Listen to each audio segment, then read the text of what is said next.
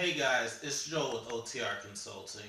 A lot of people interested in the trucking industry find themselves very interested in freight brokerage. And a lot of money can be made if you know what you're doing. So, that being said, there's so many people who don't have experience who are looking for answers about what it takes to get into the industry, what it takes to become a freight broker, that I thought that there would be a real need for a series of videos that basically go over the most commonly asked questions about being a freight broker or a freight agent. Just to start off with, what is a freight broker? First, let's just start off with the legal definition. Freight broker is legally a property broker, which is the term established by the Federal Motor Carrier Safety Administration, which we will commonly refer to as the FMCSA. That is the governing authority, along with the DOT, Department of Transportation, that regulates the transportation industry as far as trucking is concerned. A broker, as defined by the FMCSA, is regulated by the US DOT and is defined at 49 USC section 13102 subsection 2. A broker. The term broker means a person other than a motor carrier or an employee or agent of a motor carrier that as a principal or agent sells, offers for sale, negotiates for, or holds itself out by solicitation, advertisement, or otherwise as selling, providing, or arranging for transportation by a motor carrier for compensation.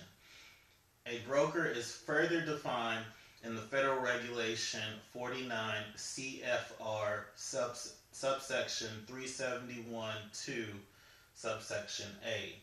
Broker means a person who, for compensation, arranges or offers to arrange the transportation of property by an authorized motor carrier.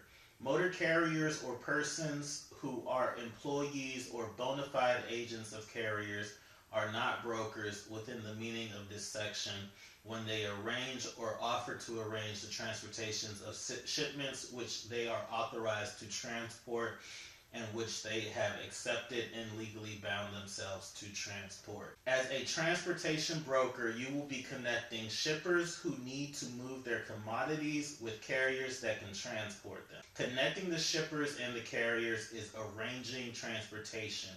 If you are compensated for the service, then you are brokering. If you arrange the interstate transportation by a motor carrier of a commodity for a shipper, then you are regulated by FMCSA and are required by federal statute at 49 USC section 13904 to register with the US DOT. To be registered, FMCSA must grant you authority to operate as a broker. Registration also is referred to as authority, operating authority, or being authorized. All brokers regulated by FMCSA are required to use the services of authorized motor carriers. An authorized motor carrier has been granted authority to operate interstate and is validly registered by FMCSA. There are two classifications of regulated brokers: property or freight brokers and household goods brokers. Each classification requires a specific registration or authority. A property broker may arrange transportation of a variety of regulated commodities other than household goods. Property brokers may arrange transportation for commodities such as automobiles, electronics, or machinery. A household goods broker can arrange transportation for shipments of household goods only. Household goods regulated by FMCSA are defined at 49 CFR section 375.103. And we won't go into that.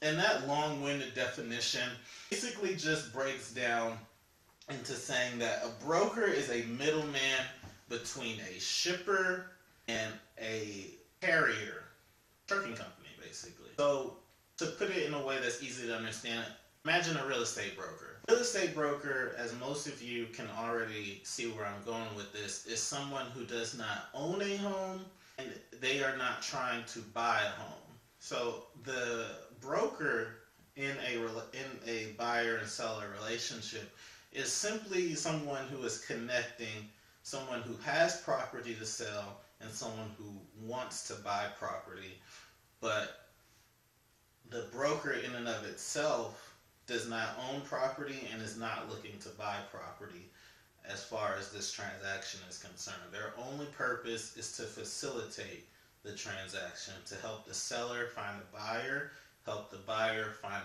the proper seller. And that's exactly what a freight broker does. A freight broker helps a shipper identify the best carrier solution for a particular shipment or series of shipments that shipper needs taken care of. And that's pretty much it. In future videos, we'll talk about why a broker is necessary in the transportation industry. And not only that, I really want to touch on the everyday life of a freight broker agent, as that is where I originally gained my experience in the industry. So good luck, keep trucking, and I wish you guys the best.